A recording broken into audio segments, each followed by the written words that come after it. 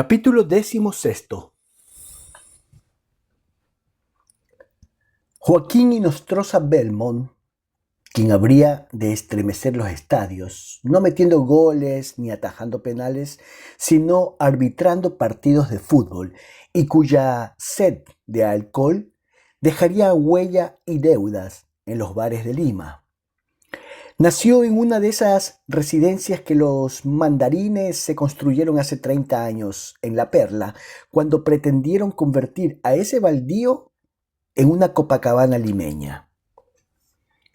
Pretensión malograda por la humedad, que castigo de camello que se obstina en pasar por el ojo de la aguja, devastó gargantas y bronquios de la aristocracia peruana.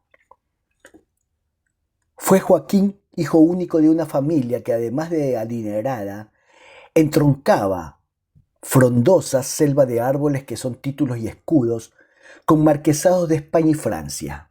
Pero el padre del futuro referee y borrachín había puesto de lado los pergaminos y consagrado su vida al ideal moderno de multiplicar su fortuna en negocios que comprendían desde la fabricación de casimires hasta la introducción del ardiente cultivo de la pimienta en la Amazonía.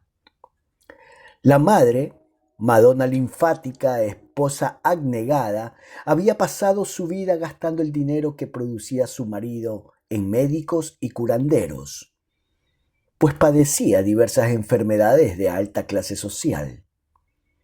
Ambos habían tenido a Joaquín algo crecidos, después de mucho rogar a Dios que les concediera un heredero. El advenimiento constituyó una felicidad indescriptible para sus padres, quienes, desde la cuna, soñaron para él un porvenir de príncipe de la industria, rey de la agricultura, mago de la diplomacia o Lucifer de la política. Fue por rebelde en insubordinación contra este destino de gloria crematística y brillo social que el niño resultó árbitro de fútbol, o más bien por su insuficiencia de psicología. No, fue por genuina vocación. Tuvo, naturalmente, desde la mamadera hasta el bozo, una variopinta sucesión de institutrices importadas de países exóticos, Francia, Inglaterra, y en los mejores colegios de Lima fueron reclutados profesores para enseñarle los números y las letras. Todos, uno tras otro, terminaron renunciando al pingüe salario, desmoralizados e histéricos por la indiferencia ontológica del niño ante cualquier especie de saber. A los 8 años no había aprendido a sumar y del alfabeto a duras penas memorizaba las vocales. Solo decía monosílabos. Era tranquilo. Se paseaba por las habitaciones de La Perla, entre muchedumbres de juguetes adquiridos en distintos puntos del orbe para distraerlo. Mecanos alemanes, trenes japoneses, rompecabezas chinos, soldaditos austriacos, triciclos norteamericanos, con expresión de aburrimiento mortal.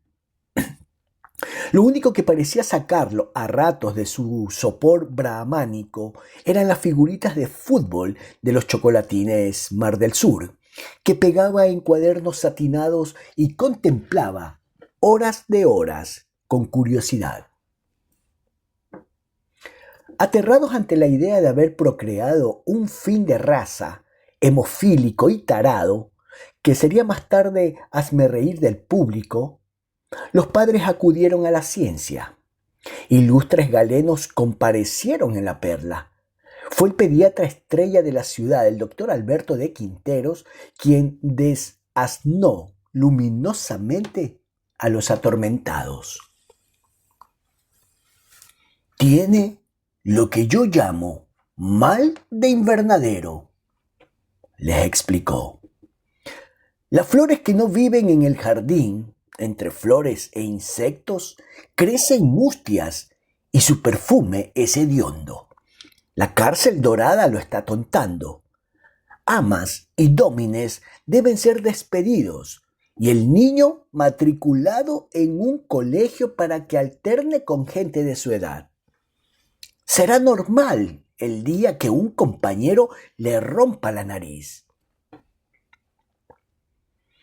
Dispuesta a cualquier sacrificio con tal de desimbecilizarlo, la orgullosa pareja consintió en dejar que Joaquincito se zambullera en el plebeyo mundo exterior. Se encogió para él, claro está, el colegio más caro de Lima, los Padres de Santa María. Y a fin de no destruir todas las jerarquías, se le mandó hacer un uniforme de color reglamentario, pero en terciopelo. La receta del famoso dio resultados apreciables. Es verdad que Joaquín sacaba notas extraordinariamente bajas y que para aprobar sus exámenes, áurea codicia que produjo cismas, sus padres debían hacer donaciones. Vitrales para la capilla del colegio, faldas de paño para los acólitos, pupitres robustos para la escuelita de los pobres, etc. Pero el hecho es que el niño se volvió sociable y que a partir de entonces se le vio algunas veces contento. En esta época se manifestó el primer indicio de su genialidad. Su incomprensivo padre le decía tara, un interés por el balompié. Cuando fueron informados que el niño Joaquín apenas se calzaba los zapatos de fútbol, de anestésico y monosilábico, se transformaba en un ser dinámico y gárrulo. Sus padres se alegraron mucho y de inmediato adquirieron un terreno contiguo a su casa de La Perla para construir una cancha de fútbol de proporciones apreciables donde Joaquincito pudiera divertirse a sus anchas. Se vio a partir de entonces en la neblinosa avenida de las Palmeras de La Perla desembarcar del ómnibus del Santa María a la salida de clases a 22 alumnos. Cambiaban las caras, pero permanecía el número que venían a jugar en la cancha de los Inostroza Belmont. La familia regalaba a los jugadores después del partido con un té acompañado de chocolates, gelatinas, merengues y helados. Los ricos gozaban viendo cada tarde a su hijito Joaquín jadeando feliz. Solo después de algunas semanas se percató el pionero del cultivo de la pimienta en el Perú que ocurría algo extraño. 2, 3, 10 veces había encontrado a Joaquincito arbitrando el partido. Con un silbato en la boca y una gorrita para el sol, corría tras los jugadores, señalaba faltas, imponía penales. Aunque el niño no parecía acomplejado por cumplir este papel en vez de ser jugador, el millonario se enojó. Los invitaba a su casa, los engordaba con dulces, les permitía codearse con su hijo de igual a igual y tenía la desfachatez de relegar a Joaquín a la mediocre función de árbitro. Estuvo a punto de abrir la jaula de los Doberman y dar un buen susto a esos frescos, pero se limitó a recriminarlos. Ante su sorpresa, los muchachos se declararon inocentes. Juraron que Joaquín era árbitro porque le gustaba hacerlo y el damnificado corroboró por Dios y por su madre que era así. Unos meses después, consultando su libreta y los informes de sus mayordomos, el padre se enfrentó a este balance. En 132 partidos disputados en su cancha, Joaquín Inostroza Belmont no había sido jugador en ninguno y había arbitrado 132.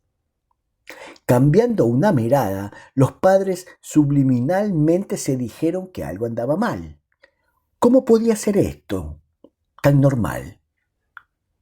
Nuevamente fue requerida la ciencia.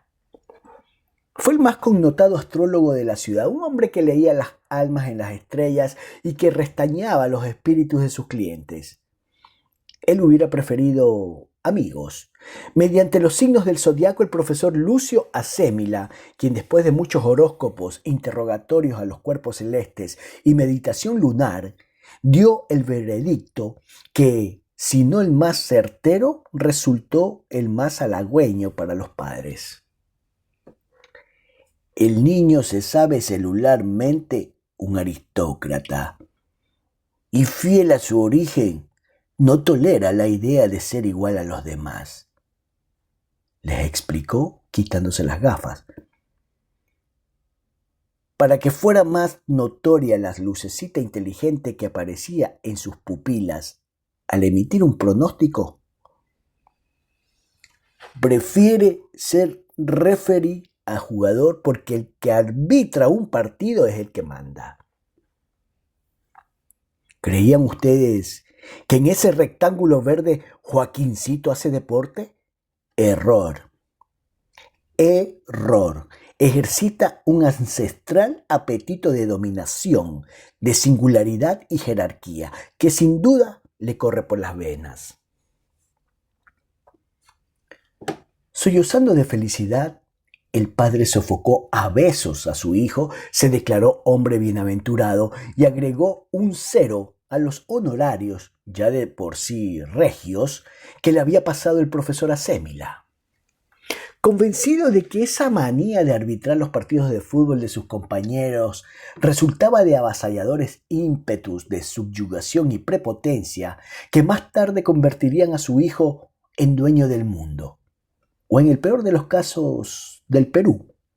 El industrial abandonó muchas tardes su múltiple oficina para debilidades de león que lagrimea viendo a su cachorro despedazar a la primera oveja, venir a su estadio privado de La Perla a gozar paternalmente viendo a Joaquín enfundado en el lindo uniforme que le había regalado, dando pitazos detrás de esa bastarda confusión. ¿Los jugadores? 10 años después, los confundidos padres no tuvieron más remedio que empezar a decirse que tal vez las profecías astrales habían pecado de optimistas. Joaquín Ostroza Belmont tenía ya 18 años y había llegado al último grado de la secundaria varios años después que sus compañeros del comienzo y solo gracias a la filantropía familiar. Los genes de conquistador del mundo, que según Lucio Acémila se camuflaban bajo el inofensivo capricho de arbitrar fútbol, no aparecían por ninguna parte. Y en cambio, terriblemente, se hacía inocultable que el hijo de aristócratas era una calamidad sin remedio para todo lo que no fuera cobrar tiros libres. Su inteligencia a juzgar por las cosas que decía lo colocaba darwinianamente hablando entre el oligofrénico y el mono, y su falta de gracia, de ambiciones, de interés por todo lo que no era esa agitada actividad de referee, hacían de él un ser profundamente soso. Ahora, es verdad que en lo que concernía a su vicio primero, el segundo fue el alcohol, el muchacho denotaba algo que merecía llamarse talento: su imparcialidad teratológica. En el espacio sagrado de la cancha y el tiempo hechicero de la competencia, esta imparcialidad teratológica le ganó prestigio como árbitro entre alumnos y profesores del Santa María, y también gavilán que desde la nube divisa bajo el algarrobo la rata que será su almuerzo.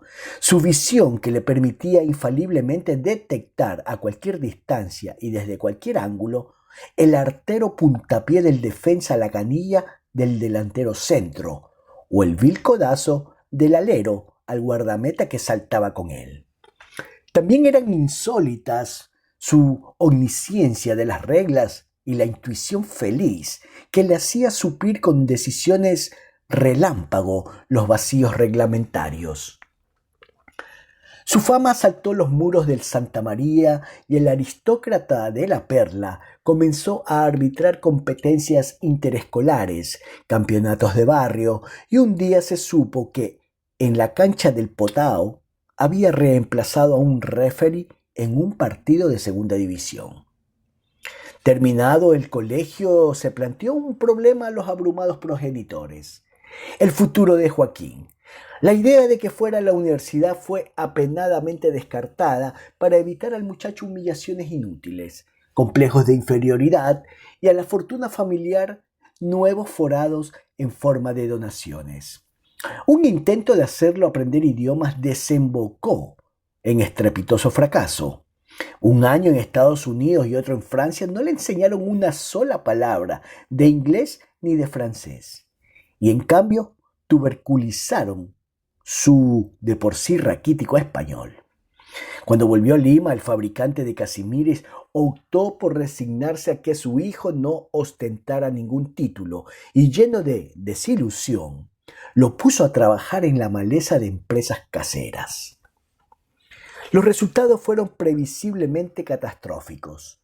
En 2 años, sus actos u omisiones habían quebrado 2 hilanderías, reducido al déficit la más floreciente firma del conglomerado, una constructora de caminos, y las plantaciones de pimienta de la selva habían sido carcomidas por plagas, aplastadas por avalanchas y ahogadas por inundaciones, lo que confirmó que Joaquincito era también un fúlmine.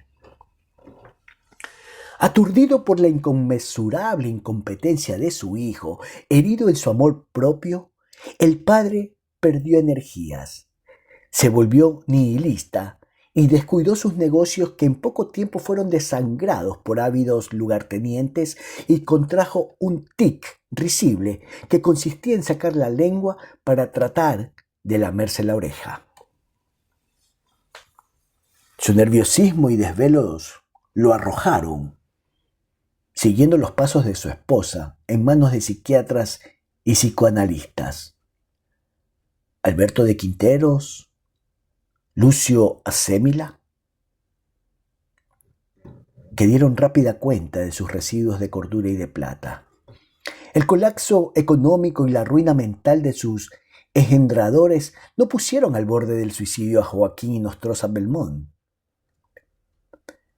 Vivía siempre en La Perla, en una residencia fantomática que se había ido despintando, aherrumbrando, despoblando, perdiendo jardines y canchas de fútbol para pagar deudas, y que habían invadido la suciedad y las arañas.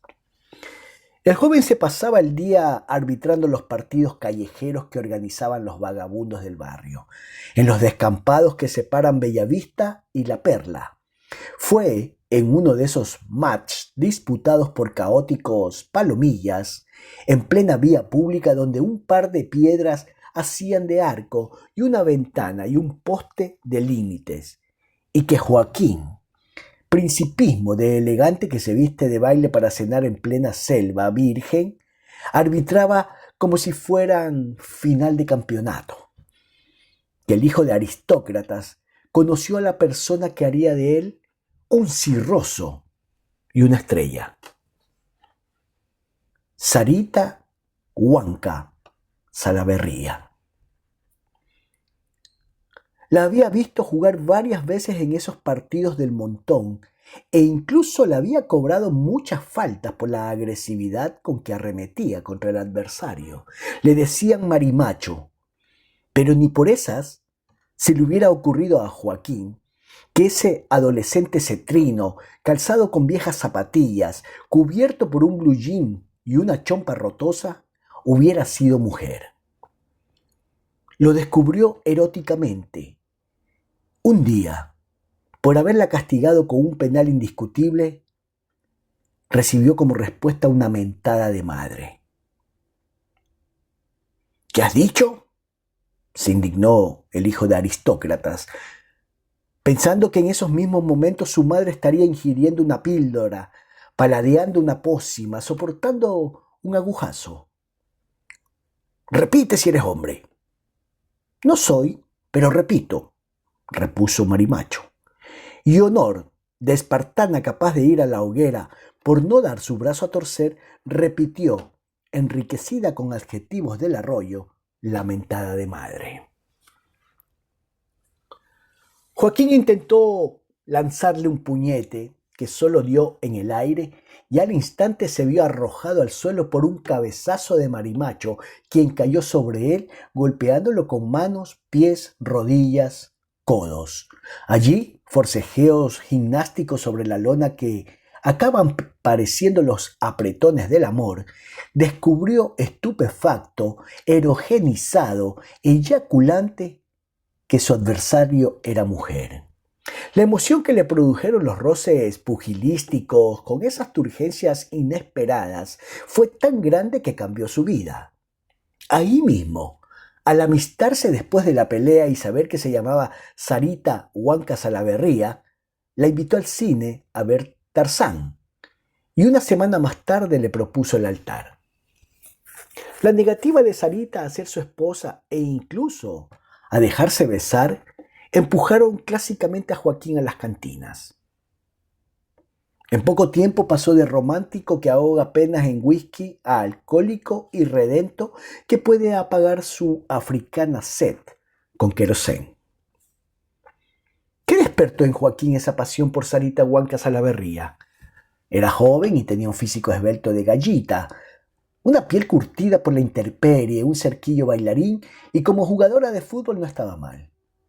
Por su manera de vestirse, las cosas que hacía y las personas que frecuentaba, parecía contrariada con su condición de mujer. ¿Era esto tal vez vicio de originalidad, frenesí de extravagancia, lo que la hacía tan atractiva para el aristócrata? El primer día que llevó a Marimacho a la ruinosa casa de la Perla, sus padres, después que la pareja hubo partido, se miraron asqueados. El ex rico encarceló en una frase la amargura de su espíritu. No solo hemos creado a un estúpido, sino también a un pervertido sexual. Sin embargo, Sarita Huanca Salaverría, a la vez que alcoholizó a Joaquín, fue el trampolín que lo ascendió de los partidos callejeros con pelota de trapo a los campeonatos del Estadio Nacional. Marimacho no se contentaba con rechazar la pasión del aristócrata, se complacía en hacerlo sufrir. Se dejaba invitar al cine, al fútbol, a los toros, a restaurantes, consentía en recibir costosos regalos en los que el enamorado dilapidaba los escombros del patrimonio familiar, pero no permitía que Joaquín le hablara de amor. Apenas intentaba timidez de doncel que enrojece al piropear a una flor, atorándose, decirle cuánto la amaba, Sarita Huanca Salaverría se ponía de pie, iracunda, lo hería con insultos de una soecidad bajopontina y se mandaba a mudar. Era entonces cuando Joaquín comenzaba a beber, pasando de una cantina a otra y mezclando licores para obtener efectos prontos y explosivos. Fue un espectáculo corriente para sus padres verlo recogerse a la hora de las lechuzas y cruzar las habitaciones de la Perla, dando traspiés, perseguido por una estela de vómitos. Cuando ya parecía a punto de desintegrarse en alcohol, una llamada de Sarita lo resucitaba. Concebía nuevas esperanzas y se reanudaba el ciclo infernal. Demolidos por la amargura, el hombre del tic y la hipocondríaca murieron casi al mismo tiempo y fueron sepultados en un mausoleo del cementerio Presbítero Maestro. La encogida residencia de la Perla, al igual que los bienes que sobrevivían, fueron rematados por acreedores o incautados por el Estado. Joaquín Nostroza Belmont tuvo que ganarse la vida. Tratándose de quién se trataba, porque su pasado rugía que moriría de consución o terminaría mendigo, lo hizo más que bien. ¿Qué profesión eligió? Árbitro de fútbol. Acicateado por el hambre y el deseo de seguir festejando a la esquiva Sarita, comenzó pidiendo unos soles a los mataperros cuyos partidos le pedían arbitrar. Y al ver que ellos, prorrateándose se los daban, 2 más 2 son 4 y 4 y 2 son 6. Fue aumentando las tarifas y administrándose mejor. Como era conocida su habilidad en la cancha, consiguió contratos en competencias juveniles y un día, audazmente, se presentó en la Asociación de Árbitros y Entrenadores de Fútbol y solicitó su inscripción. Pasó los exámenes con una brillantez que dejó mareados a los que a partir de entonces pudo llamar colegas. La aparición de Joaquín Inostroza Belmont, uniforme negro, pespuntado de blanco, viserita verde en la frente, silbato plateado en la boca en el Estadio Nacional de José Díaz, estableció una efemérides en el fútbol nacional. Un experimentado cronista deportivo lo diría. Con él ingresaron a las canchas la justicia inflexible y la inspiración artística.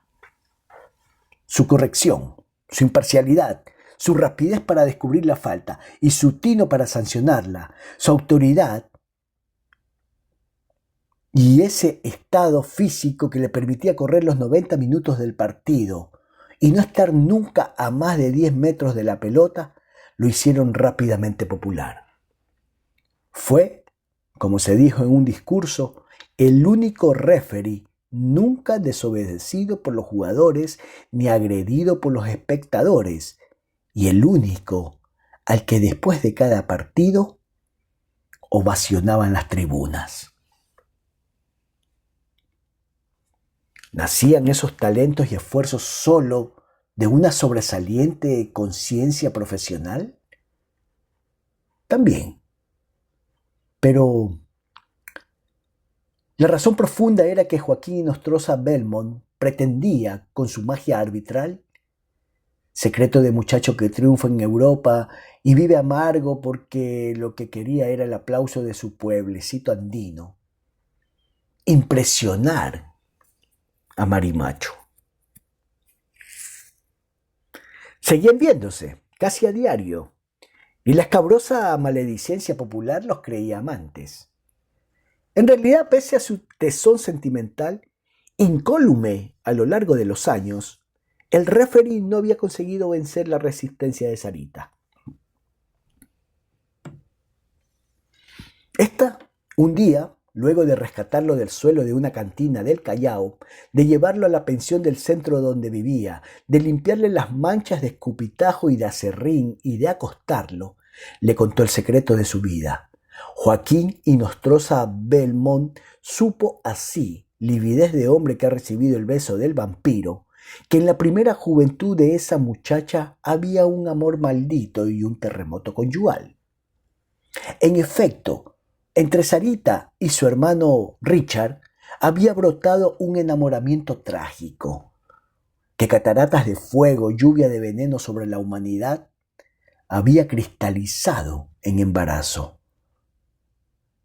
Habiendo contraído astutamente matrimonio con un galán al que antes desairaba, el pelirrojo Antúnez, Luis Marroquín, para que el hijo del incesto tuviera un apellido impoluto, el joven y dichoso marido, sin embargo, cola del diablo que se mete en la olla y arruina el pastel, había descubierto a tiempo la superchería y repudiado a la tramposa que quería contrabandearle un entenado como hijo. Obligada a abortar, Sarita huyó de su familia encopetada, de su barrio residencial, de su apellido resonante y convertida en vagabunda en los descampados de Bellavista y La Perla. Había adquirido la personalidad y el apodo de Marimacho. Desde entonces había jurado no entregarse nunca más a un hombre y vivir siempre, para todos los efectos prácticos, como varón. Conocer la tragedia aderezada de sacrilegio, transgresión de tabúes, pisoteo de la moral civil y de mandamientos religiosos de Sarita Huanca Salaverría no canceló la pasión amorosa de Joaquín Inostroza Belmont, la robusteció. El hombre de La Perla concibió incluso la idea de curar a Marimacho de sus traumas y reconciliarla con la sociedad y los hombres. Quiso hacer de ella otra vez una limeña femenina y coqueta, pícara y salerosa, como la Perricholi?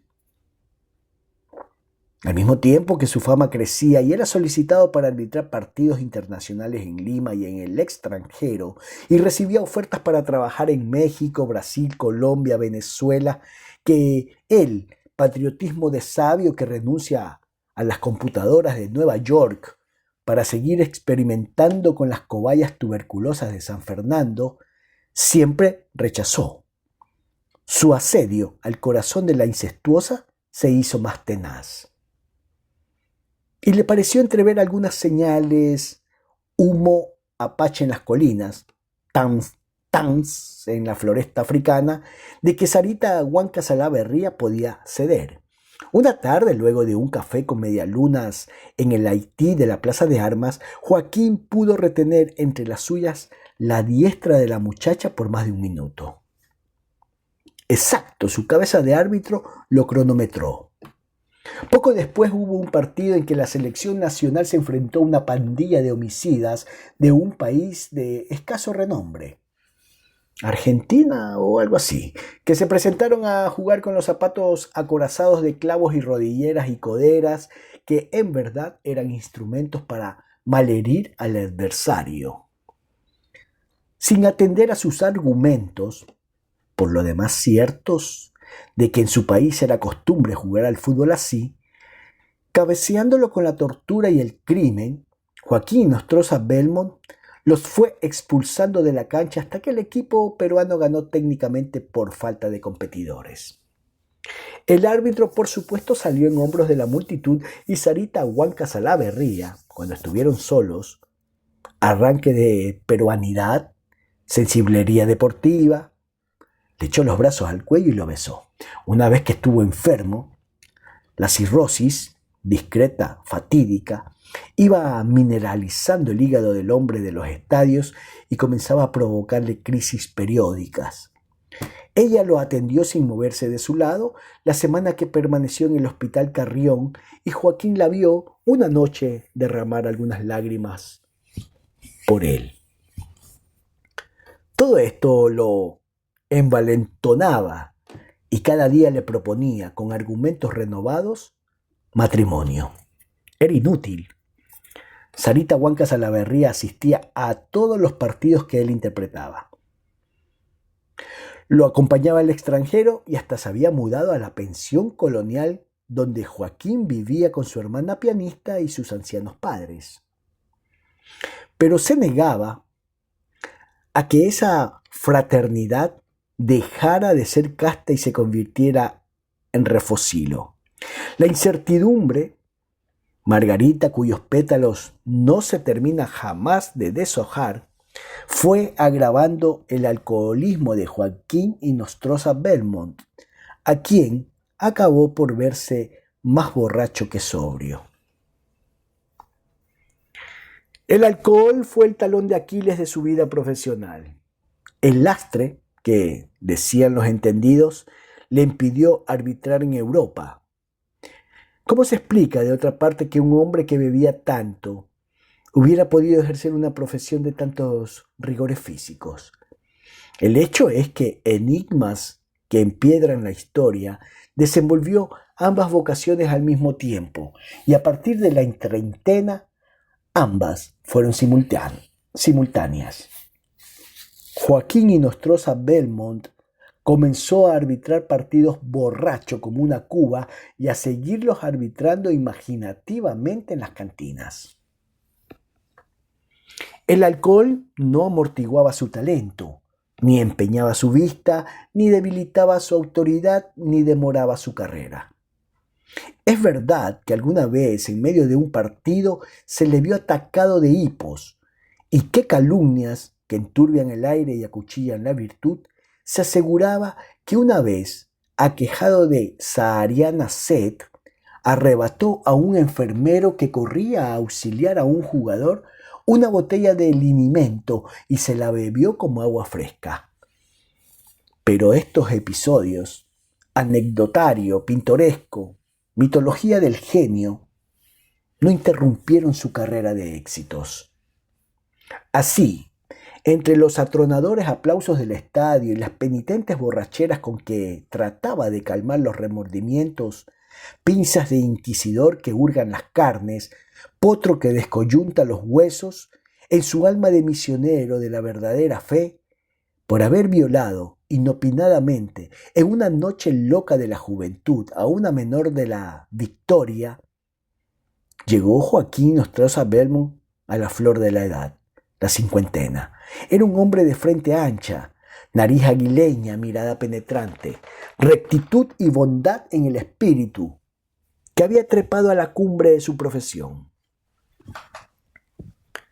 En esas circunstancias le tocó a Lima ser escenario del más importante encuentro futbolístico del medio siglo. La final del campeonato sudamericano entre dos equipos que en las eliminatorias habían cada uno por su lado infligido deshonrosas goleadas a sus adversarios, Bolivia y Perú.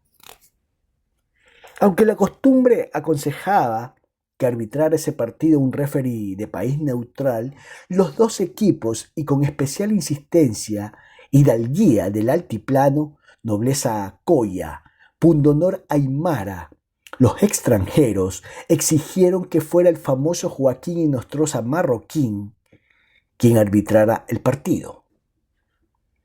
Y como jugadores suplentes y entrenadores amenazaron con una huelga si no se les satisfacía. La federación accedió y el testigo de Jehová recibió la misión de gobernar ese match que todos profetizaban memorable.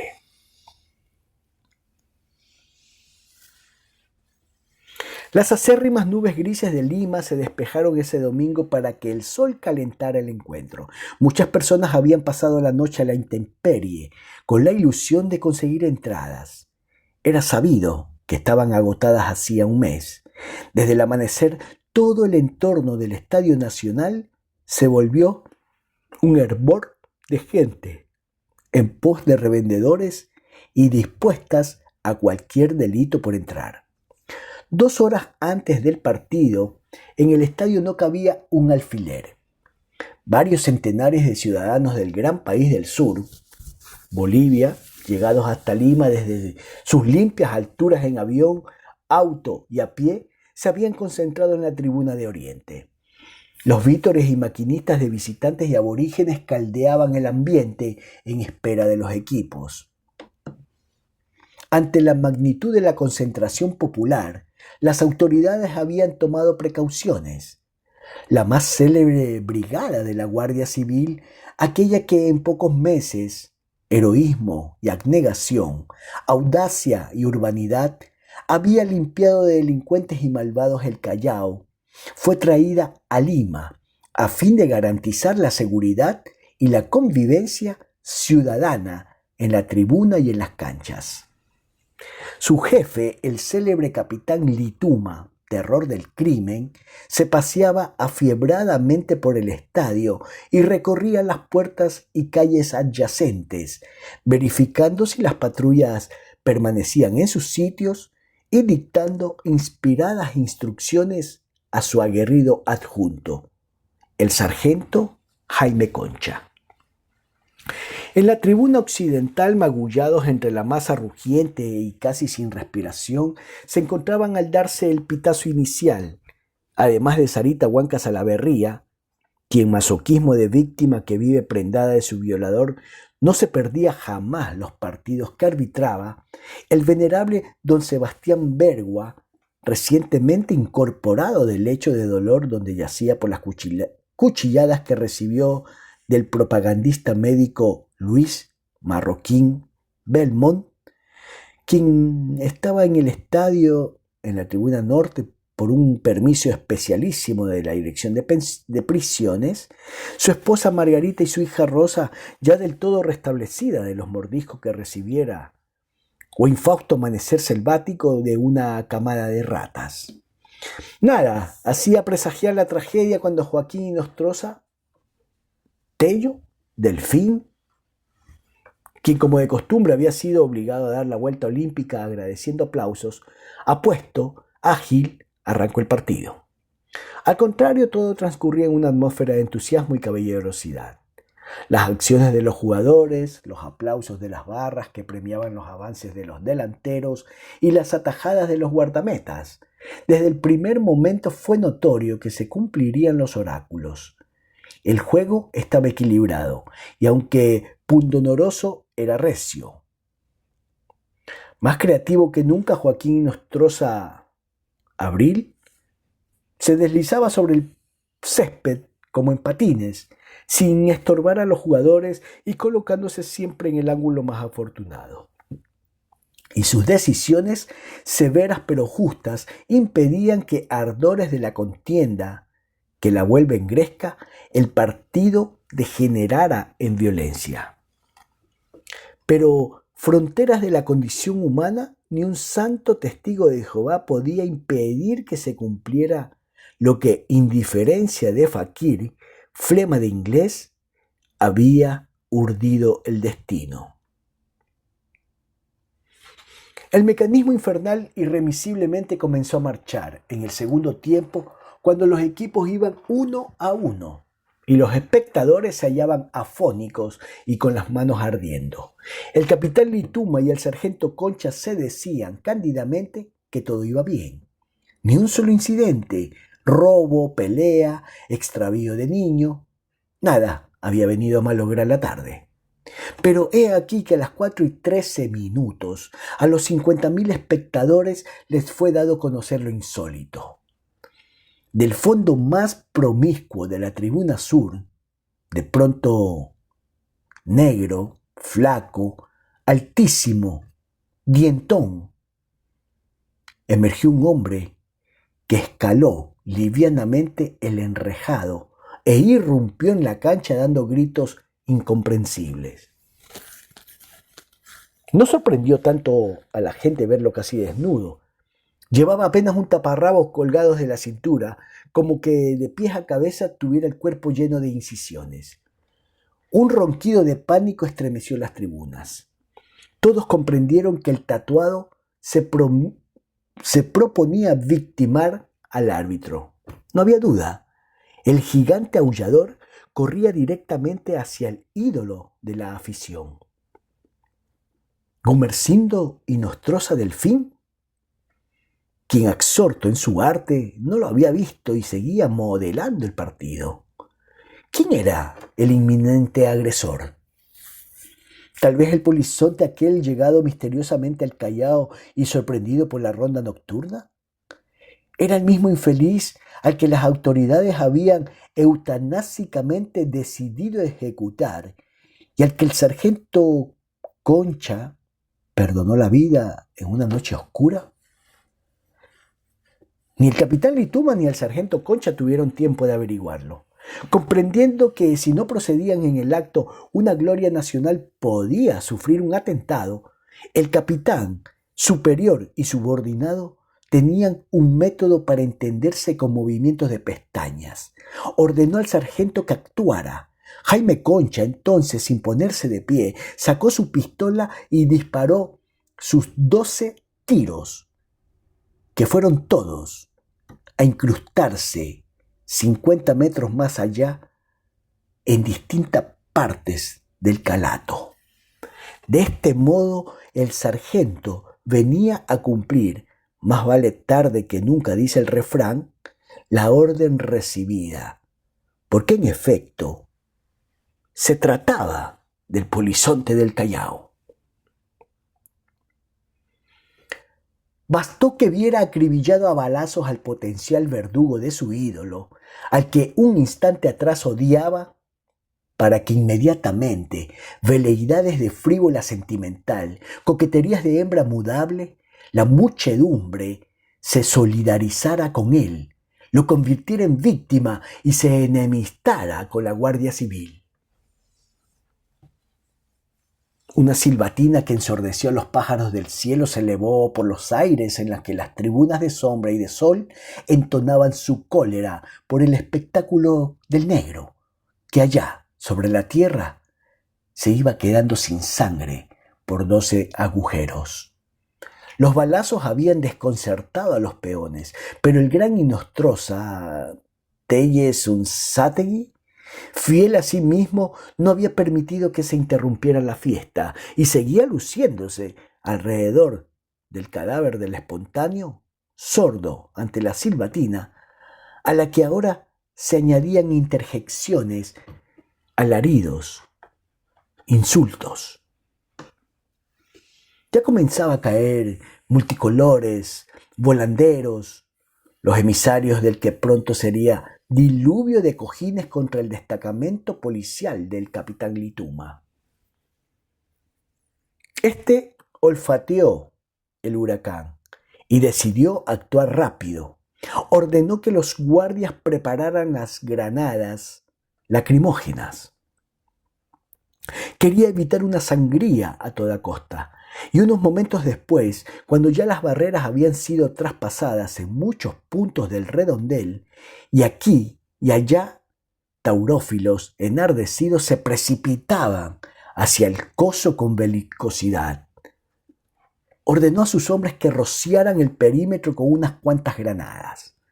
Las lágrimas y los estornudos, pensaba, calmarían a los iracundos y la paz reinaría de nuevo en la plaza de Hacho, apenas el viento disipara los efluvios químicos.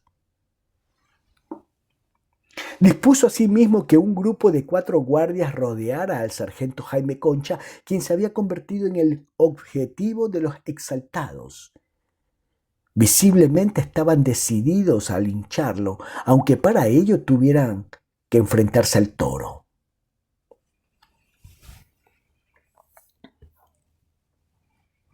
Pero el capitán Lituma olvidaba algo esencial.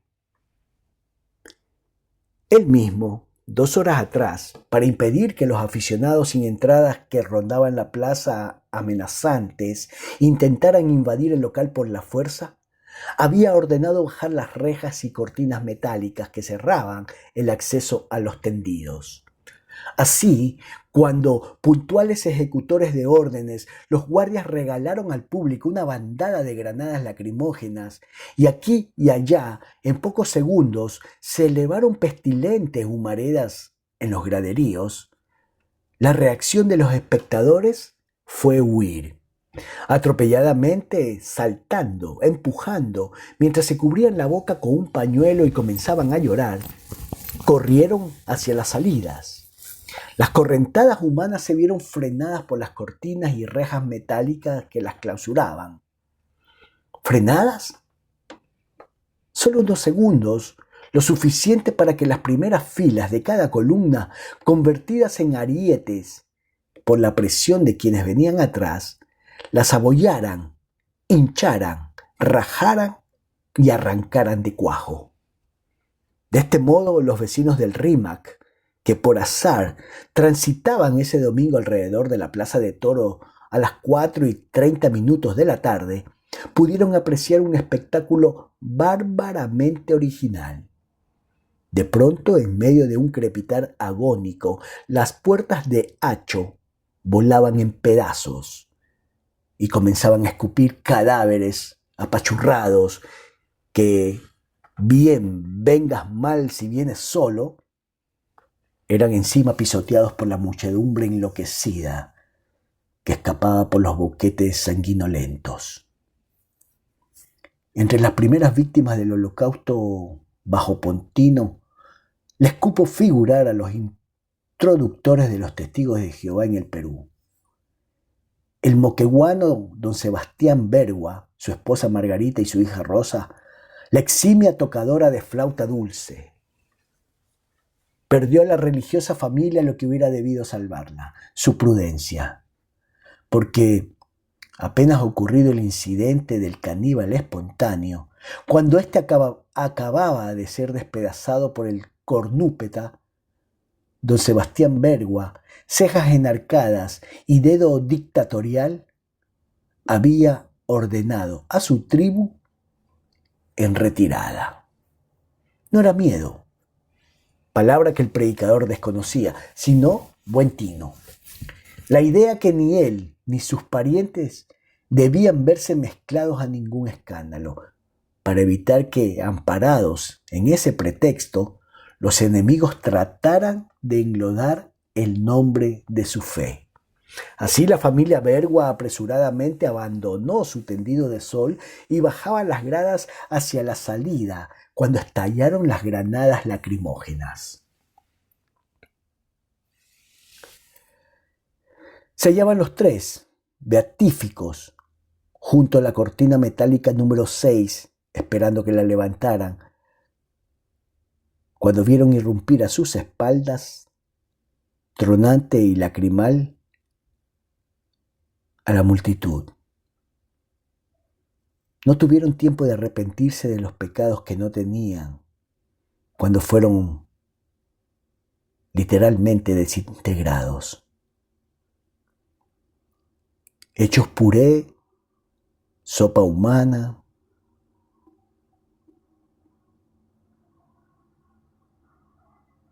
fueron lanzados contra la cortina metálica por la masa empavorecida. Un segundo antes de pasar a esa otra vida que él negaba, don Sebastián alcanzó a gritar, terco, creyente y heterodoxo: el Cristo murió en un árbol, no en una cruz. La muerte del desequilibrado acuchillador de don Sebastián Bergua y violador de doña Margarita y de la artista fue, cabría la expresión, menos injusta, porque estallada la tragedia, el joven marroquín Delfín creyó llegada su oportunidad. En medio de la confusión, huiría de la gente que la dirección de prisiones le había destinado como acompañante para que viera la histórica corrida, y escaparía de Lima, del Perú, y en el extranjero, con otro nombre, iniciaría una nueva vida de locura y crímenes. Ilusiones que se pulverizarían 5 minutos después, cuando en la puerta de salida número 5, a Marroquín Delfín y al agente de prisiones Chumpitaz, que lo tenía de la mano, les tocó el dudoso honor de formar parte de la primera fila de taurófilos triturados por la multitud. Los dedos entrelazados del policía y el propagandista médico, aunque cadáveres, dieron que hablar. El deceso de Sarita Huanca Salaverría tuvo al menos la elegancia de ser menos promiscuo. Constituyó un caso de malentendido garrafal, de equivocada evaluación de actos e intenciones por parte de la autoridad. Al estallar los incidentes, ver al caníbal comeado, los humos de las granadas, oír los aullidos de los fracturados, la muchacha de Tingo María decidió que pasión de amor que quita el miedo a la muerte debía estar junto al hombre que amaba. A la inversa de la afición, entonces bajó hacia el redondel, lo que la salvó de perecer aplastada. Pero no la salvó de la mirada de águila del capitán Lituma, quien, advirtiendo entre las nubes de gas que se expandían una figurilla incierta y desalada que saltaba al burladero y corría hacia el diestro, y convencido de que su obligación era impedir, mientras le quedara un hálito de vida, que el matador fuera agredido, sacó su revólver y de 3 disparos rápidos cortó en seco la carrera y la vida de la enamorada. Sarita vino a caer muerta a los pies mismos de Gumersindo Belmont.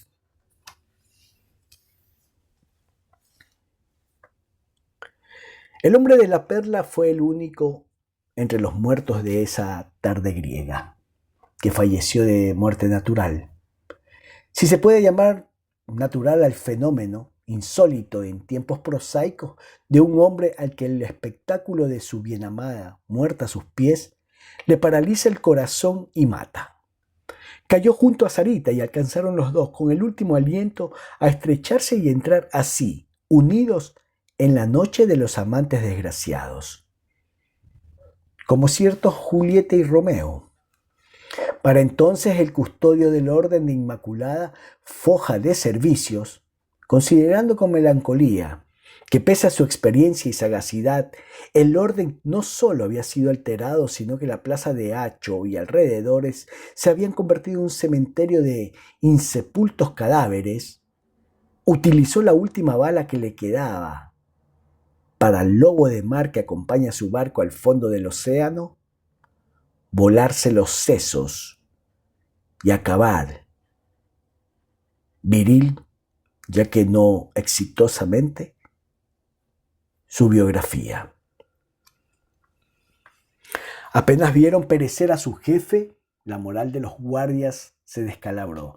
Olvidaron la disciplina, el espíritu de cuerpo, el amor a la institución. Y solo pensaron en quitarse los uniformes, disimularse dentro de las ropas civiles que arranchaban a los muertos y escapar. Varios lo consiguieron, pero no Jaime Concha, a quien los sobrevivientes, después de castrar, ahorcaron con su propio correaje de cuero en el travesaño del Toril. Allí quedó el sano lector de Pato Donalds, el diligente centurión, columpiándose bajo el cielo de Lima que, queriendo ponerse a tono con lo sucedido, se había encrespado de nubes y comenzaba a llorar su garúa de invierno. ¿Terminaría así, en dantesca carnicería, esta historia? ¿O como la paloma fénix, la gallina? ¿Renacería de sus cenizas con nuevos episodios y personajes recalcitrantes? ¿Qué ocurriría con esta tragedia taurina?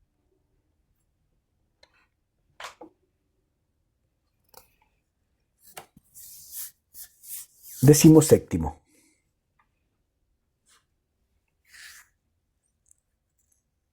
Partimos de Lima a las 9 de la mañana en un colectivo que tomamos en el parque universitario.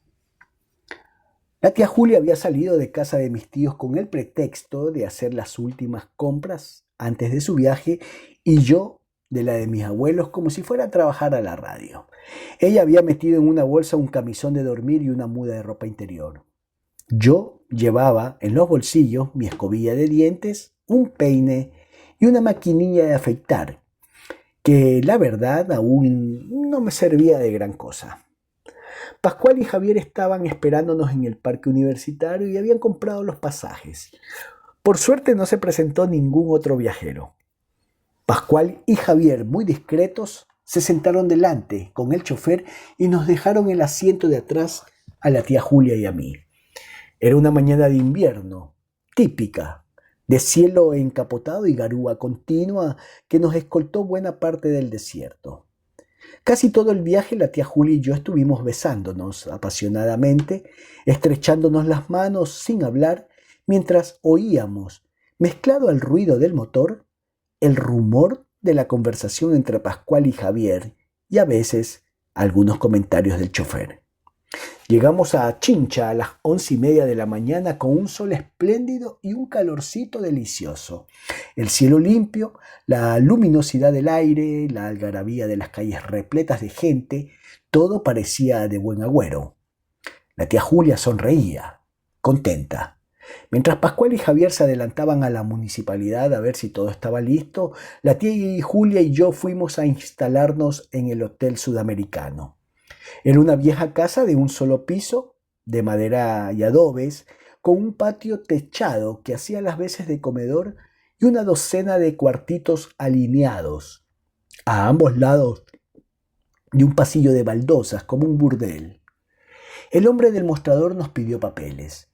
Se contentó con mi carnet de periodista y al poner yo y señora al lado de mi apellido, se limitó a echar a la tía Julia una ojeada burlona.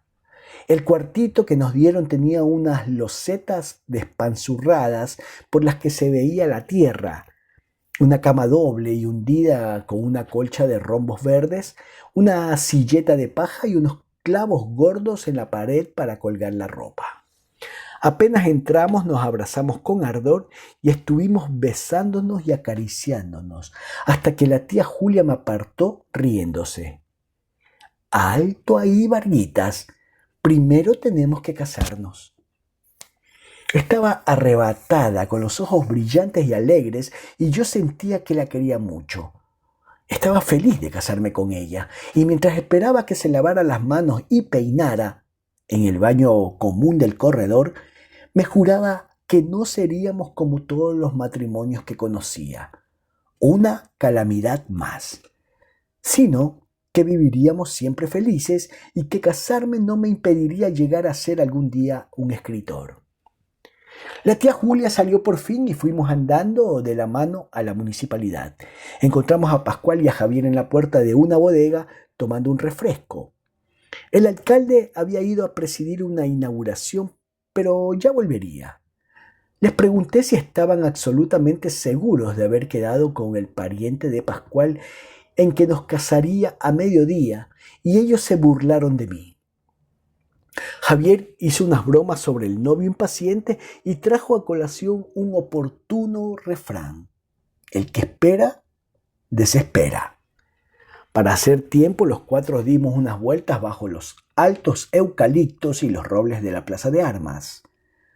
Habían unos muchachos correteando y unos viejos que se hacían lustrar los zapatos mientras leían los periódicos de Lima. Media hora después estábamos de regreso en la municipalidad.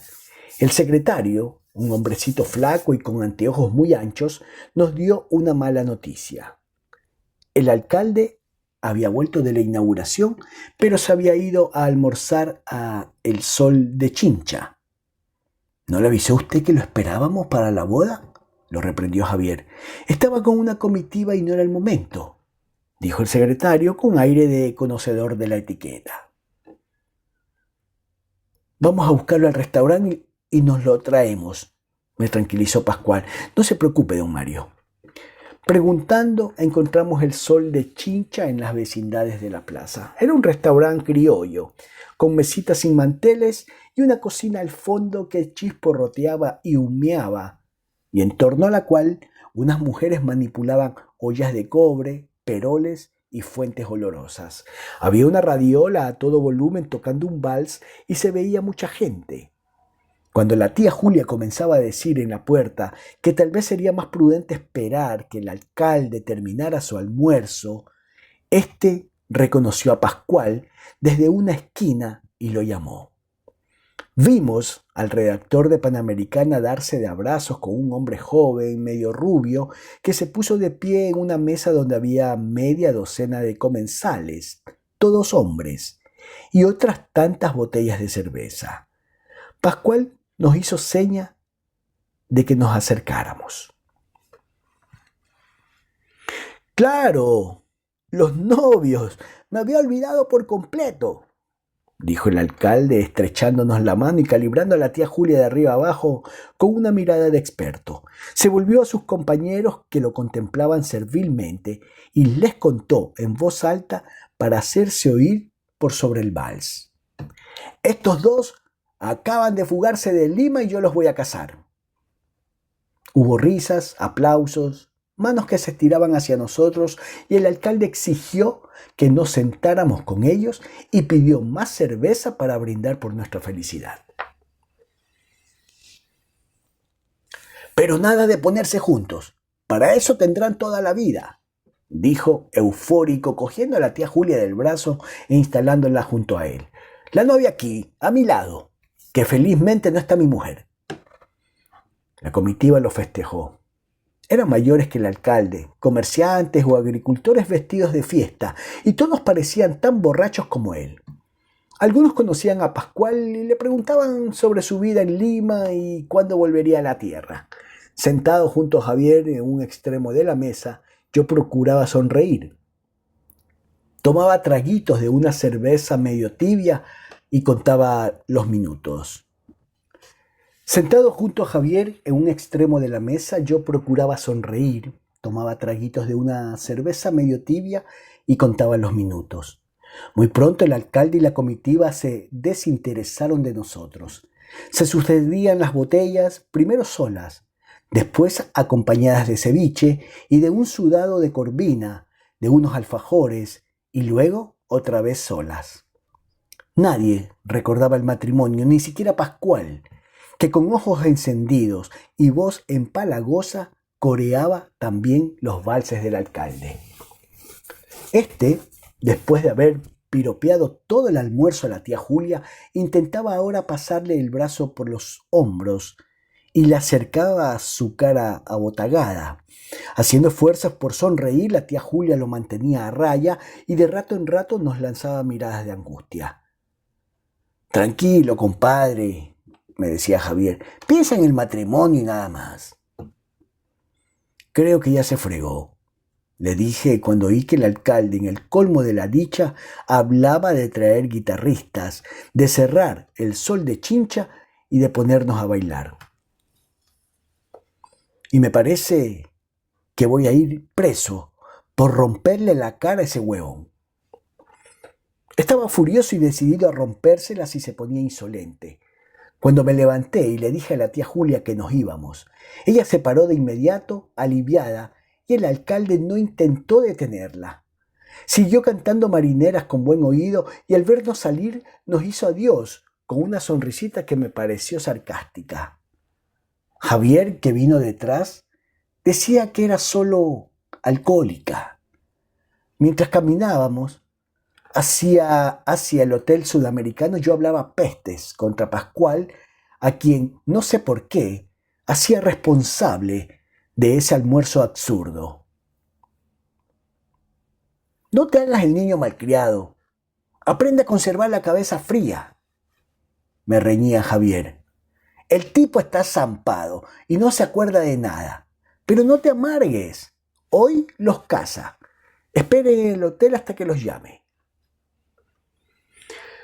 Apenas estuvimos solos en el cuarto, nos echamos uno en brazos del otro y comenzamos a besarnos con una especie de desesperación. No nos decíamos nada, pero nuestras manos y bocas se decían locuazmente las cosas intensas y hermosas que sentíamos. Habíamos comenzado besándonos de pie, junto a la puerta, y poco a poco fuimos acercándonos a la cama, donde luego nos sentamos y por fin nos tendimos sin haber aflojado el estrecho abrazo ni un instante. Medio ciego de felicidad y de deseo, acaricié el cuerpo de la tía Julia con manos inexpertas y ávidas. Primero sobre la ropa, luego desabotoné su blusa color ladrillo ya arrugada y estaba besándole los senos, cuando unos nudillos inoportunos estremecieron la puerta. «Todo listo, concubinos», oímos la voz de Javier. «Dentro de 5 minutos en la alcaldía. El cacaceno está esperándolos». Saltamos de la cama, dichosos, aturdidos, y la tía Julia, roja de vergüenza, se acomodaba la ropa y yo, cerrando los ojos como de chiquito, pensaba en cosas abstractas y respetables. Números, triángulos, círculos, la abuelita, mi mamá, para que se diera la erección. En el baño del pasillo, ella primero, yo después, nos aseamos y peinamos un poco y regresamos a la municipalidad a paso tan rápido que llegamos sin respiración. El secretario nos hizo pasar de inmediato a la oficina del alcalde, un cuarto amplio, en el que había un escudo peruano colgado en la pared, dominando un escritorio con banderines y libros de actas, y media docena de bancas como pupitres de colegio. Con la cara lavada y el pelo todavía húmedo, muy compuesto, el rubicundo burgomaestre nos hizo una venia ceremoniosa desde detrás del escritorio. Era otra persona, lleno de formas y de solemnidad. A ambos lados del escritorio, Javier y Pascual nos sonreían con picardía. «Bien, procedamos», dijo el alcalde. Su voz lo traicionaba, pastosa y vacilante, parecía quedársele atascada en la lengua. ¿Dónde están los papeles?» «Los tiene usted, señor alcalde», le repuso Javier con infinita educación. Pascual y yo se los dejamos el viernes para ir adelantando los trámites, ¿no se acuerda? ¡Qué zampado estás, que ya se te olvidó, primo! Se rió Pascual con voz también borrachosa. Si tú mismo pediste que te los dejáramos. Bueno, entonces los debe tener el secretario, murmuró el alcalde, incómodo, y mirando a Pascual con disgusto llamó: ¡Secretario! El hombrecito flaco y de anchos anteojos se demoró varios minutos en encontrar las partidas de nacimiento y la sentencia de divorcio de la tía Julia. Esperamos en silencio mientras el alcalde fumaba, bostezaba y miraba a su reloj con impaciencia. Al fin las trajo, escudriñándolas con antipatía. Al ponerlas sobre el escritorio, murmuró con un tonito burocrático: Aquí están, señor alcalde. Hay un impedimento por la edad del joven, ya le dije. ¿Alguien le ha preguntado a usted algo?, dijo Pascual dando un paso hacia él como si fuera a estrangularlo. Yo cumplo con mi deber, le contestó el secretario, y volviéndose al alcalde insistió con acidez señalándome: Solo tiene 18 años y no presenta dispensa judicial para casarse. ¿Cómo es posible que tengas a un imbécil de ayudante, primo?, estalló Pascual. ¿Qué esperas para votarlo y traer a alguien con un poco de cacumen? Cállate. Se te ha subido el trago y te estás poniendo agresivo, dijo el alcalde. Carraspeó ganando tiempo, cruzó los brazos, nos miró a la tía Julia y a mí gravemente. Yo estaba dispuesto a pasar por alto las proclamas para hacerles un favor, pero esto es más serio. Lo siento mucho. ¿Qué cosa?, dije yo desconcertado. ¿Acaso no sabía usted desde el viernes lo de mi edad? ¿Qué farsa es esta?, intervino Javier.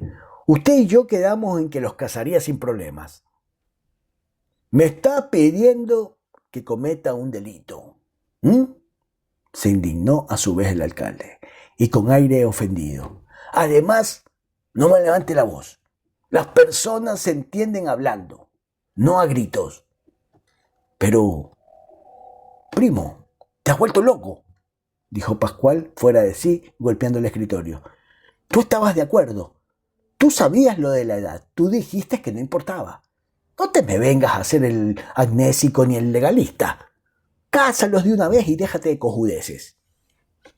No digas malas palabras delante de una dama y no vuelvas a chupar porque no tienes cabeza, dijo el alcalde. Se volvió al secretario y con un ademán le indicó que se retirara. Cuando nos quedamos solos, bajó la voz y nos sonrió con aire cómplice. ¿No ven que ese sujeto es un espía de mis enemigos?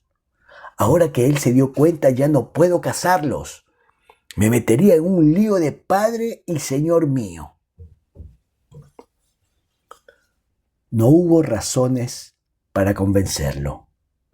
Le juré que mis padres vivían en Estados Unidos, por eso no presentaba la dispensa judicial. Nadie en mi familia haría lío por el matrimonio. La tía Julia y yo, apenas casados, nos iríamos al extranjero para siempre. Estábamos de acuerdo. Usted no puede hacernos esa perrada, decía Javier. No seas tan desgraciado, primo, le cogía el brazo Pascual. ¿No te das cuenta que hemos venido desde Lima? Calma. No me hagan cargamontón. Se me ocurre una idea. Ya está. Todo resuelto, dijo al fin el alcalde. Se puso de pie y nos guiñó un ojo. Tambo de Mora, el pescador Martín, vayan ahora mismo, díganle que van de mi parte. El pescador Martín, un sambo simpatiquísimo, los casará encantado.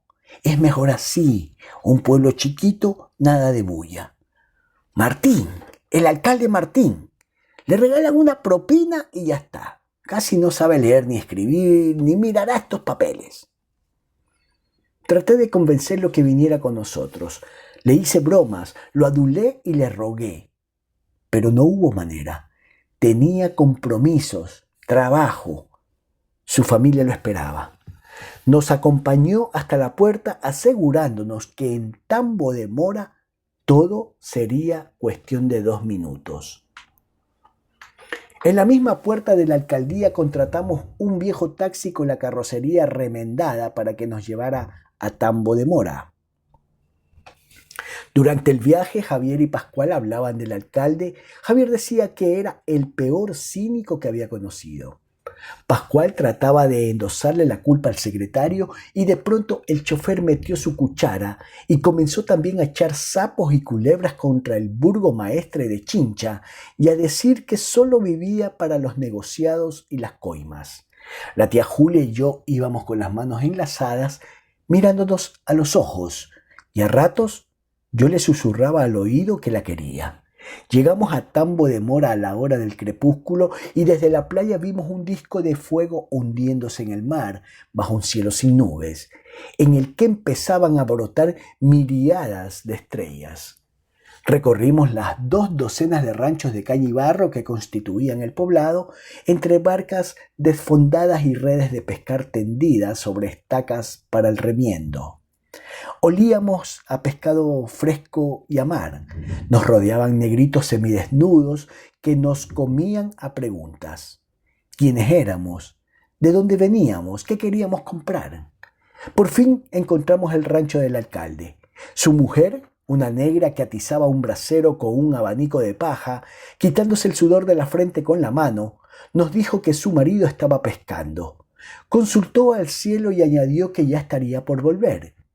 Fuimos a esperarlo a la playita y durante 1 hora, sentados sobre un tronco, vimos regresar a las barcas, finalizado el trabajo y vimos la complicada operación que era arrastrarlas por la arena y descubrimos cómo las mujeres de los recién llegados, estorbadas por perros codiciosos, descabezaban y quitaban las vísceras ahí mismo en la playa a los pescados.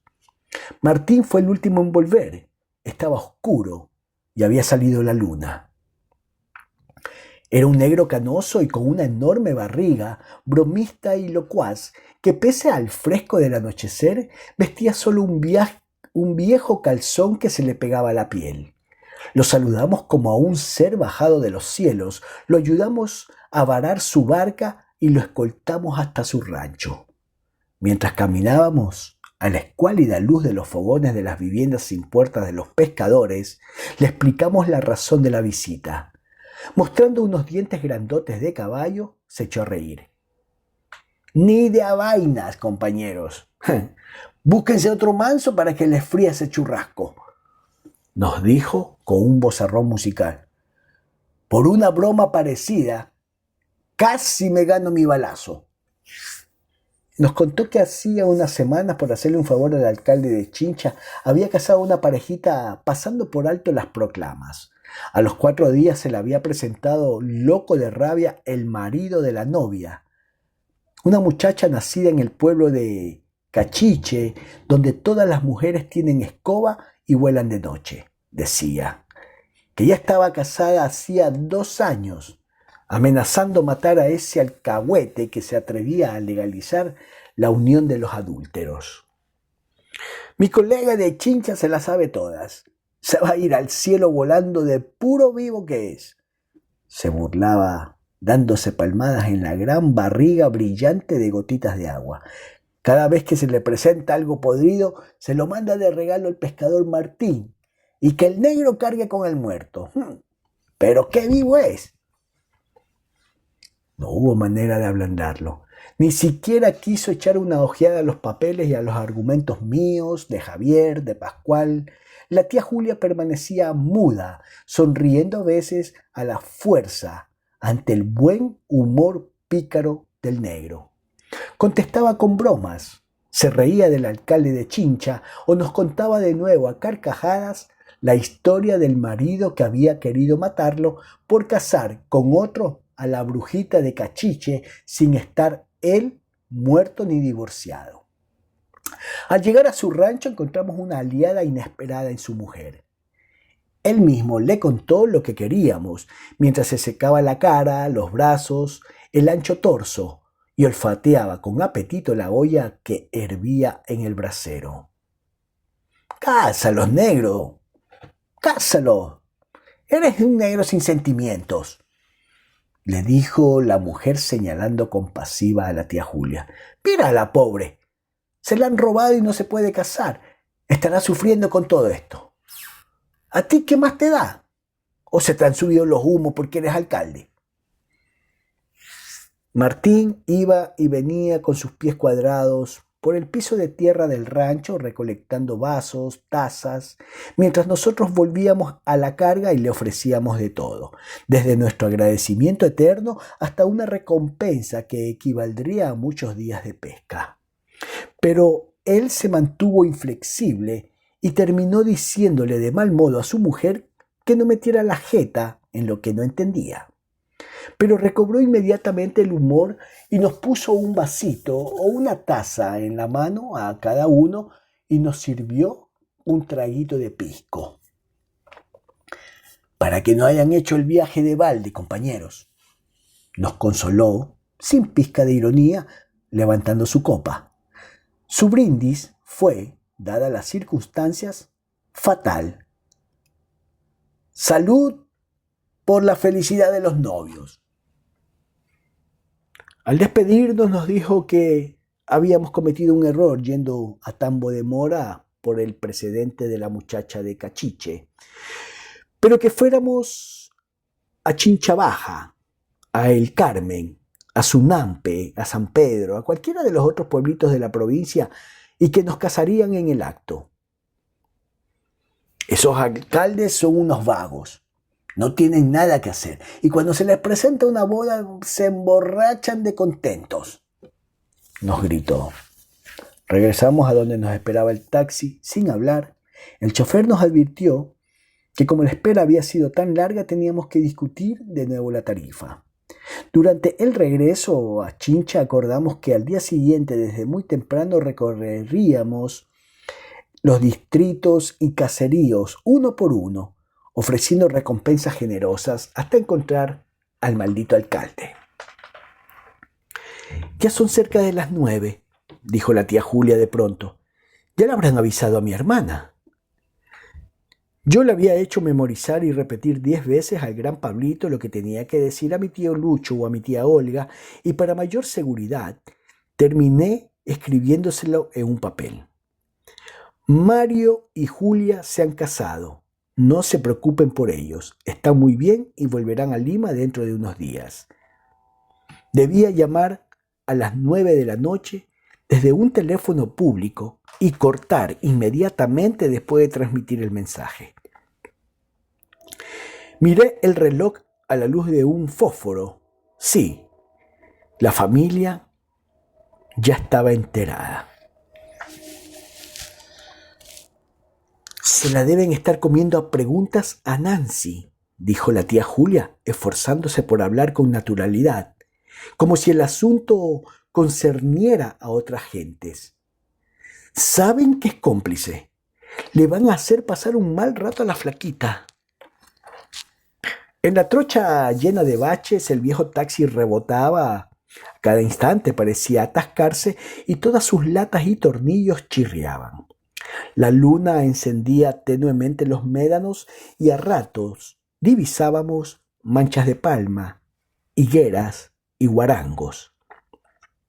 Había muchas estrellas. «O sea que ya le dieron la noticia a tu papá», dijo Javier. «Nada más bajar del avión. ¿Qué tal recibimiento?» «Juro por Dios que encontraremos un alcalde», dijo Pascual. «No soy chinchano si mañana no los casamos en esta tierra. Mi palabra de hombre». «¿Necesitan un alcalde que los case?», se interesó el chofer. «¿Se ha robado usted a la señorita? ¿Por qué no me lo dijeron antes? ¡Qué falta de confianza! Los hubiera llevado a Grocio Prado. El alcalde es mi compadre y los casaba ahí mismo». Yo propuse seguir hasta Grocio Prado, pero él me quitó los bríos. El alcalde no estaría en el pueblo a estas horas, sino en su chacrita, como a 1 hora de camino en burro. Era mejor dejarlo para mañana.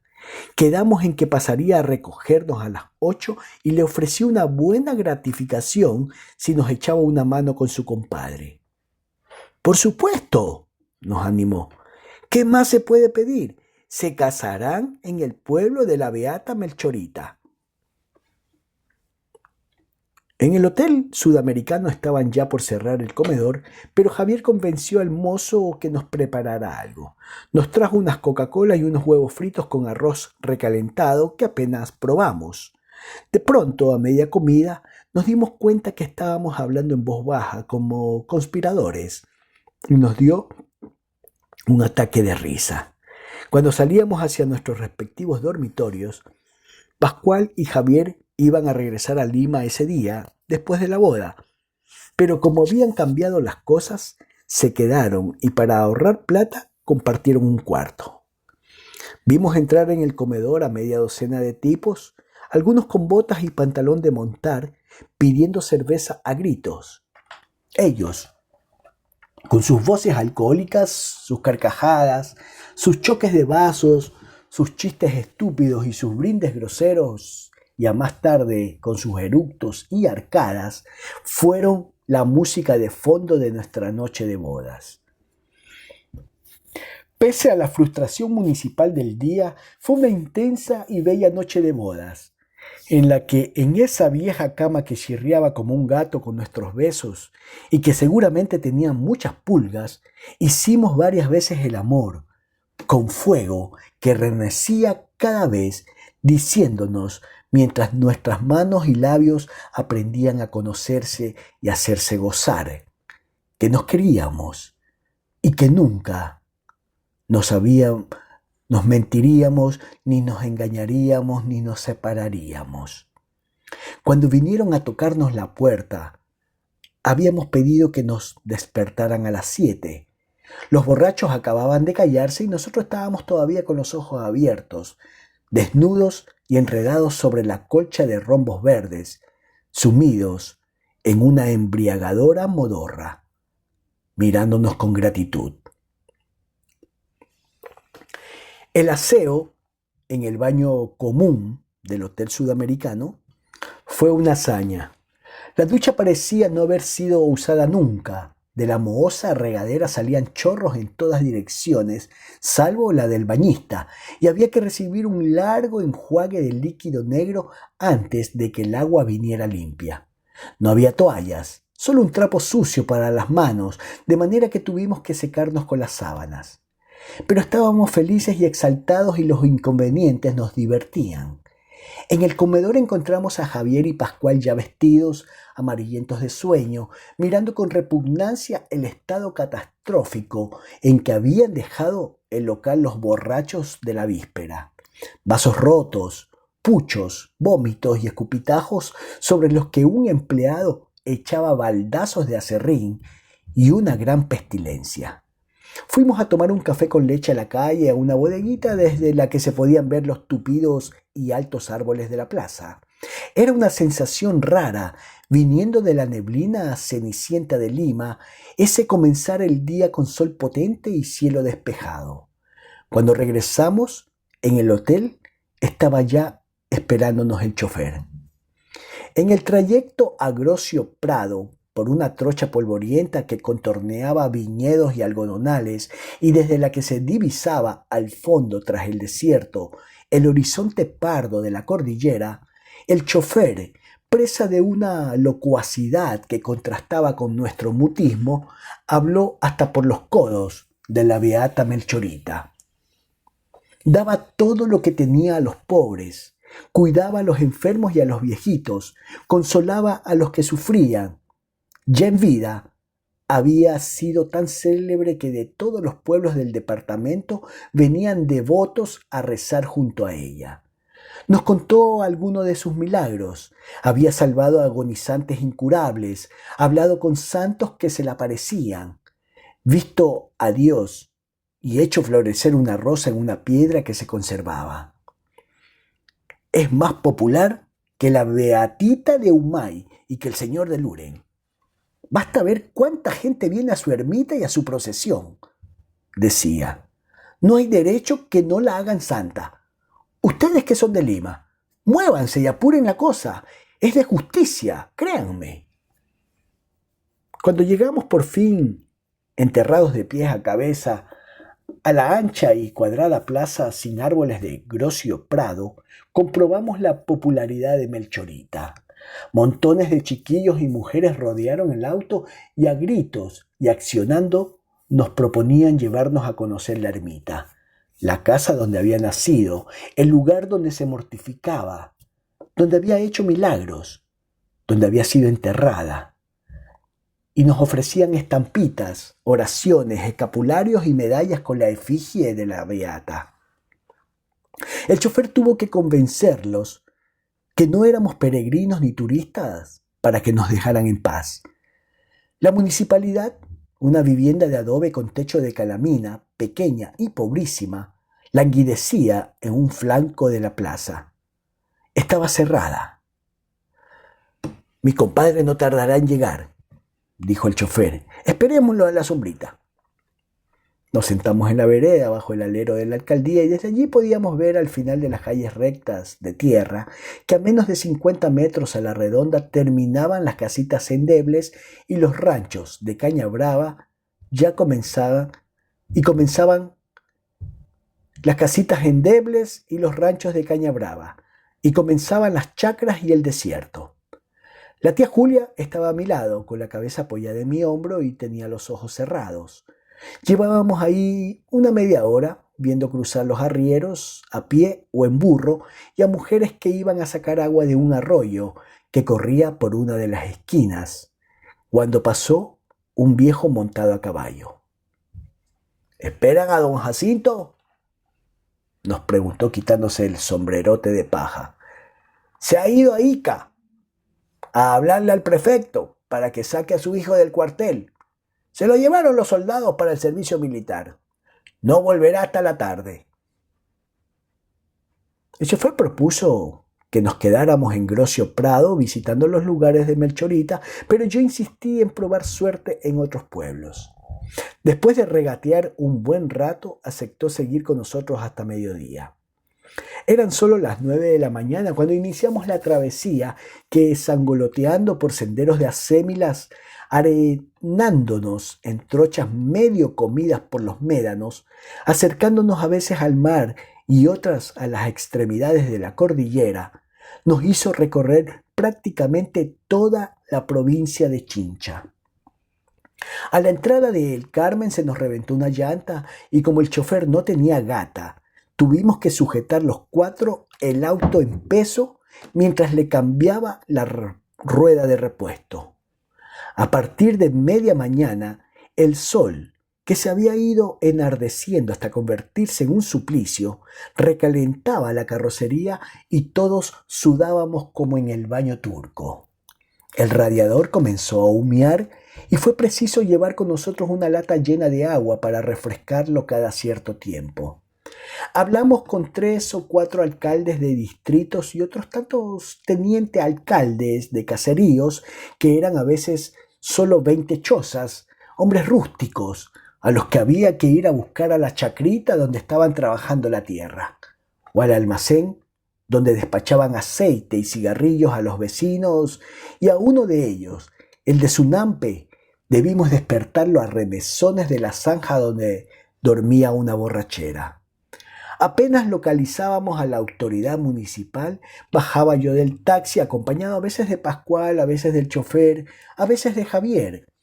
Y la experiencia mostró que mientras más fuéramos, más se intimidaba el alcalde a dar las explicaciones. Fueran cuales fueran los argumentos, veía infaliblemente en la cara del campesino, pescador o comerciante brotar la desconfianza, un brillo de alarma en los ojos. Solo 2 de ellos se negaron francamente. El de Alto Larán, un viejecito que mientras le hablaba iba cargando unas acémilas con atados de alfalfa, nos dijo que él no cazaba a nadie que no fuera del pueblo. Y el de San Juan de Llanac, un sambo agricultor que se asustó mucho al vernos, pues creyó que éramos de la policía y que le veníamos a tomar cuentas por algo. Cuando supo qué queríamos, se enfureció. No, ni de vainas. Algo malo habrá para que unos blanquitos se vengan a casar a este pueblo dejado de la mano de Dios. Los otros nos dieron pretextos que se parecían. El más común, el libro de registros se había perdido o agotado. Puros pretextos. Y hasta que mandaran uno nuevo de Chincha, la alcaldía no podía certificar nacimientos ni defunciones ni casar a nadie. La respuesta más imaginativa nos la dio el alcalde de Chavín. No podía por falta de tiempo. Tenía que ir a matar un zorro que cada noche se comía 2 o 3 gallinas de la región. Solo estuvimos a punto de lograrlo en Pueblo Nuevo. El alcalde nos escuchó con atención, asintió y dijo que eximirnos de las proclamas nos iba a costar 50 libras. No le dio ninguna importancia a mis años y pareció creer lo que le aseguramos, que la mayoría de edad era ahora no a los 21, sino a los 18.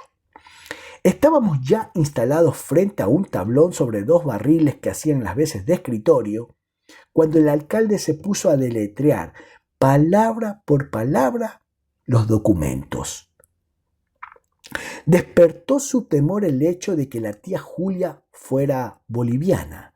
No sirvió de nada explicarle que ese no era impedimento, que los extranjeros también podían casarse, ofrecerle más dinero. No quiero comprometerme, decía.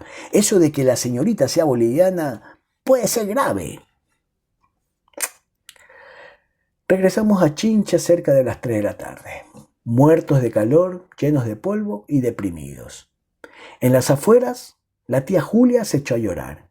Yo la abrazaba, le decía al oído que no se pusiera así, que la quería, que nos casaríamos aunque hubiera que recorrer todos los pueblecitos del Perú.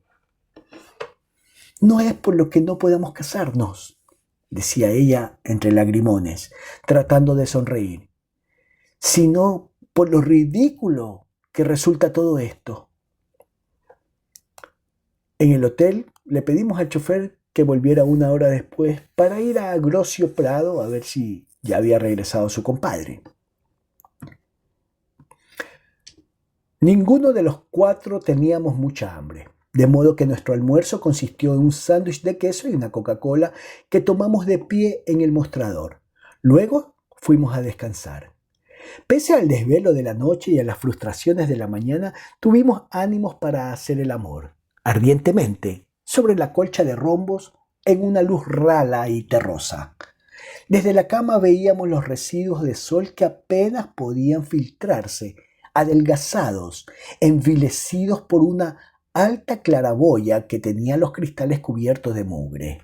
Inmediatamente después, en vez de levantarnos para reunirnos con nuestros cómplices en el comedor, caímos dormidos.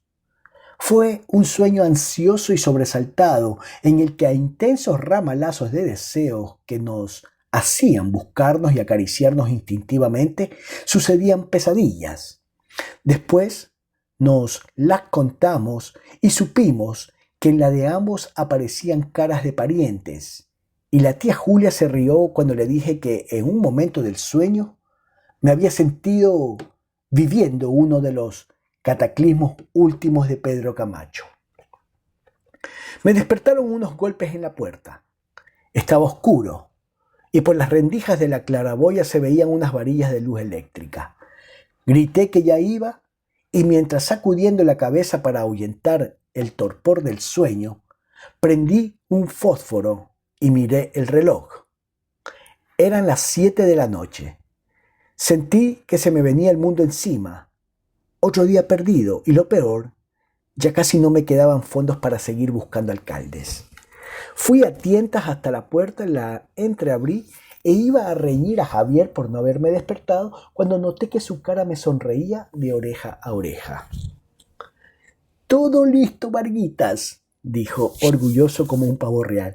«El alcalde de Grosio Prado está haciendo el acta y preparando el certificado.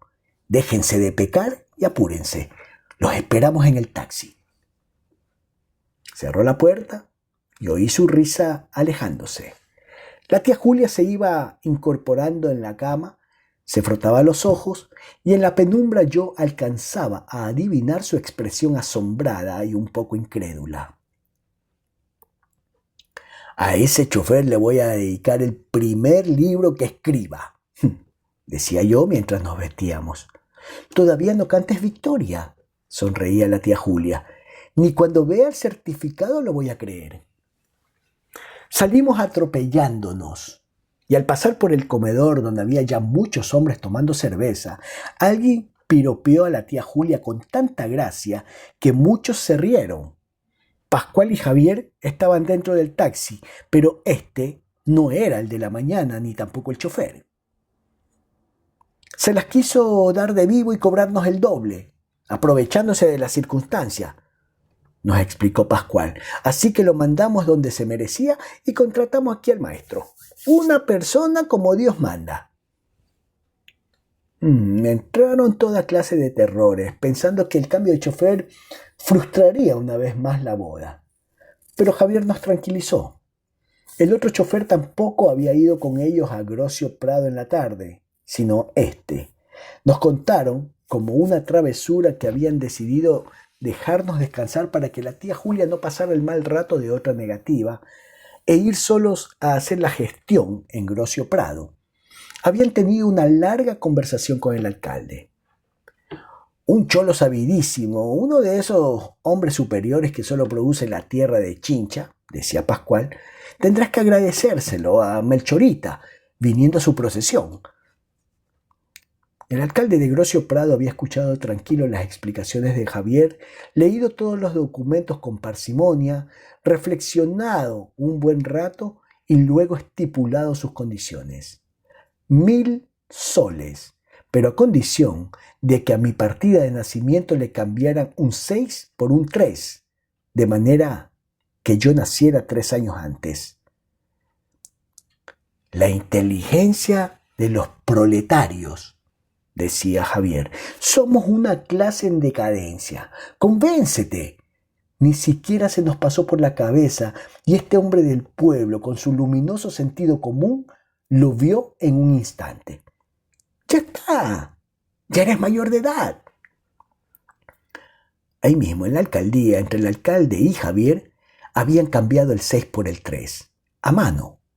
Y el hombre había dicho: ¿qué más da que la tinta no sea la misma? Lo que importa es el contenido. Llegamos a Grocio Prado a eso de las 8. Era una noche clara, con estrellas, de una tibieza bienhechora, y en todas las casitas y ranchos del pueblo titilaban mecheros. Vimos una vivienda más iluminada, con un gran chisporroteo de velas entre los carrizos, y Pascual, persignándose, nos dijo que era la ermita donde había vivido la beata. En la municipalidad, el alcalde estaba terminando de redactar el acta en un librote de tapas negras. El suelo de la única habitación era de tierra, había sido mojado recientemente y se elevaba de él un vaho húmedo. Sobre la mesa habían 3 velas encendidas y su pobre resplandor mostraba, en las paredes encaladas, una bandera peruana sujeta con tachuelas y un cuadrito con la cara del presidente de la República. El alcalde era un hombre cincuentón, gordo e inexpresivo. Escribía despacio con un lapicero de pluma que mojaba después de cada frase en un tintero de largo cuello. Nos saludó a la tía Julia y a mí con una reverencia fúnebre. Calculé que al ritmo que escribía le habría tomado más de 1 hora redactar el acta. Cuando terminó, sin moverse, dijo: se necesitan 2 testigos. Se adelantaron Javier y Pascual, pero solo este último fue aceptado por el alcalde, pues Javier era menor de edad. Salí a hablar con el chofer que permanecía en el taxi. Aceptó ser nuestro testigo por 100 soles. Era un sambo delgado, con un diente de oro. Fumaba todo el tiempo y en el viaje de venida había estado mudo. En el momento que el alcalde le indicó dónde debía firmar, movió la cabeza con pesadumbre. ¡Qué calamidad!, dijo como arrepintiéndose. ¿Dónde se ha visto una boda sin una miserable botella para brindar por los novios? Yo no puedo apadrinar una cosa así.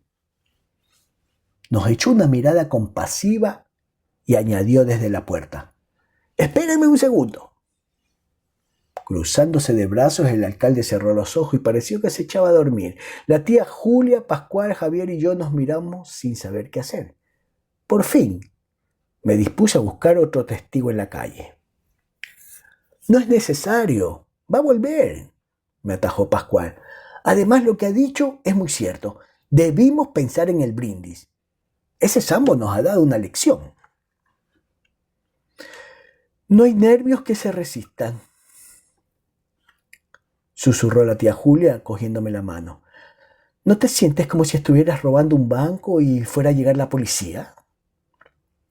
El sambo demoró unos 10 minutos, que parecieron años, pero volvió al fin con 2 botellas de vino en la mano.